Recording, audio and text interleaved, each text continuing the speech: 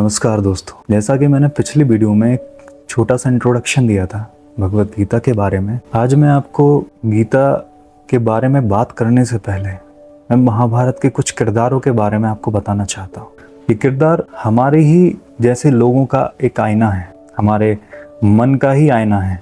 अगर आप देखेंगे तो इन सारे किरदारों में आपको अपनी छवि दिखाई देगी, क्योंकि हर मोड़ पर, जीवन की हर राह पर कहीं ना कहीं हम स्वयं ही यूं होते हैं जब हमें स्वयं ज्ञान की ज़रूरत होती है ताकि हमारे अंदर चल रहे अज्ञान को दूर कर सके। तो आइए आज हम महाभारत के कुछ विशेष किरदारों के बारे में बात करेंगे। सबसे पहले हम बात करते हैं धृतराष्ट्र, जो महाराजा थे हस्तिनापुर के। इन्हें अंधे का प्रतीक माना गया है, और जब कोई अंधा होता है जिसके पास स्वयं आत्मज्ञान नहीं होता है, वह दूसरों के सहारे ही चलता है। जैसे धृतराष्ट्र ने संजय के सहारे ही पूरी कहानी जानी, उनके पास स्वयं की आंखें नहीं थी। तो जब भी आप मन से अंधे होते हैं या आपके मोह, लालच, अज्ञानता आप पर हावी होती है तो आपकी आंखें अंधी हो जाती हैं।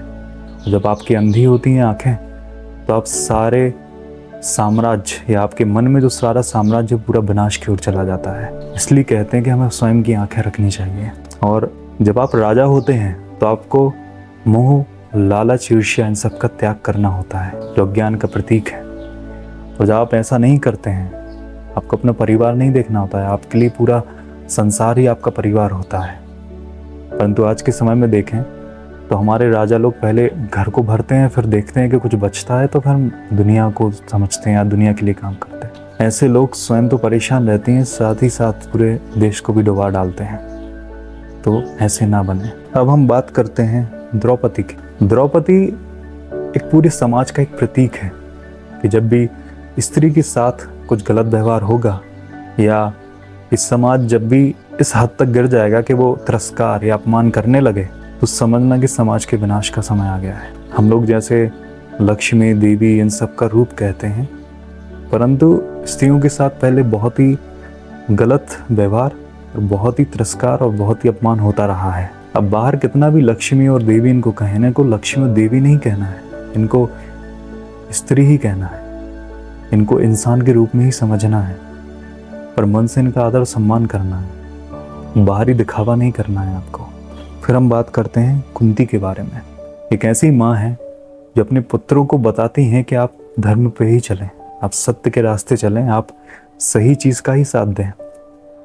जैसे कि हम देखते हैं कि माँ का पुत्र के प्रति बहुत मोह होता है। मोह में अच्छा नहीं समझ पाती, गलत रास्ते पे भी सपोर्ट करने लगती हैं।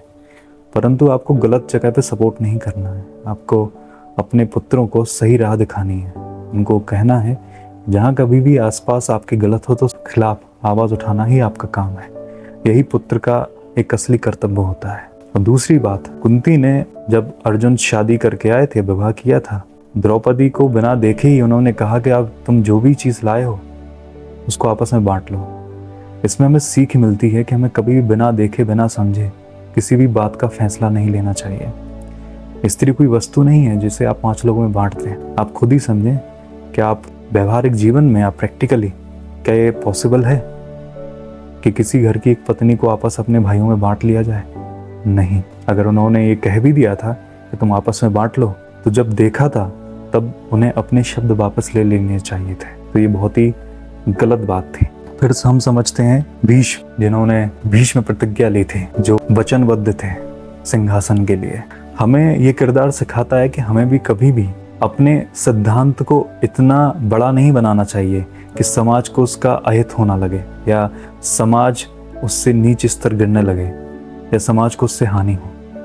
हमें समाज के हित के लिए काम करना चाहिए, जिससे समाज आगे बढ़े, ना कि अपने सिद्धांत को इतना बड़ा बनाना चाहिए कि हमने जो कह दिया तो फिर वो बदल नहीं सकते। समय और परिस्थिति के हिसाब से आप अपने वचनों को बदल सकते हैं, पर समाज का उसमें कोई बुरा नहीं होना चाहिए। समाज एक ऐसा बगीचा है जिसमें खुशबू महकनी चाहिए, ना कि कांटे होने चाहिए। अब हम बात करते हैं द्रोणाचार्य के। द्रोणाचार्य गुरु हैं, और गुरु का ये कर्तव्य होता है कि वो केवल सच का साथ दे, अपने शिष्यों को तो सही राह दिखाए, परंतु स्वयं भी उस सही रास्ते पे चले। ना कि आप जिस राज्य में हैं, जिस देश में हैं, उसका हनन कर दें या उसको ऐसे रास्ते पे ले जाएं जहाँ विनाश हो। तो आपको गुरु होते हुए आपको सही की तरफ जाना है, गलत की तरफ नहीं जाना है। अगर राज्य कभी गलत दिशा में जा रहा है तो आपका एक कर्तव्य है कि उसको सही जगह पे लेके जाए, उसके लिए आपको कुछ भी क्यों ना करना पड़े। अब हम समझते हैं युधिष्ठिर के बारे में। युधिष्ठिर धर्म का प्रतीक माने गए हैं, धर्मराज युधिष्ठिर। परंतु युधिष्ठिर जब सत्य की जड़ता को पकड़ लेते हैं तो उनका उसमें हानि ही होती है। हमें कभी भी सत्य को इतनी जड़ता से नहीं, हमें सत्य का साथ तो देना है, परंतु हमें सत्य को इतनी जड़ता से नहीं पकड़ना है कि ताकि आपको उसका नुकसान होने लगे। हमें हर चीज को समता में रखना है, बैलेंस में रखना है। और दूसरा, कभी कभी धर्मवीर होते हैं वो अधर्म भी कर डालते हैं, जैसा युधिष्ठिर ने किया था। अपने सारे भाइयों को, अपनी पत्नी को, सबको दाव पे लगा दिया था और जुआ खेला था। तो ये सब काम धर्मवीर के लोग के काम नहीं होते। पर हम बात करते हैं भीम की। भीम बहुत ही शक्तिशाली हैं, कहते हैं उनमें कई हाथियों का बल था, परंतु एक कमी थी, क्रोध की। उनका मन अशांत के साथ साथ बहुत ही जल्दी उन्हें क्रोध आ जाता था। जब मन में क्रोध आता है तो जो शक्ति होती है हमारे अंदर, शक्ति एक पॉजिटिव चीज़ है, परंतु जब क्रोध आ जाए तो नकारात्मक में बदल जाती है। पर हमें ये ज्ञान नहीं होता है कि हमें इस शक्ति का इस्तेमाल कहाँ करना है और कहाँ नहीं करना है। इससे हम भटक जाते हैं, और जब हम भटक जाते हैं तो हमारे मन में विनाश होना शुरू हो जाता है। हमें शिक्षा लेनी चाहिए कि हमारे पास शक्ति तो होनी चाहिए, परंतु शक्ति का कहाँ उपयोग करना है उसका ज्ञान होना चाहिए। जैसा कि यूक्रेन और रसिया का वार देख सकते हैं आप। इन अज्ञानियों की वजह से शक्ति तो बहुत है उनके अंदर, पर एक दूसरे देश को उधड़ने और मारने में लगे हुए हैं।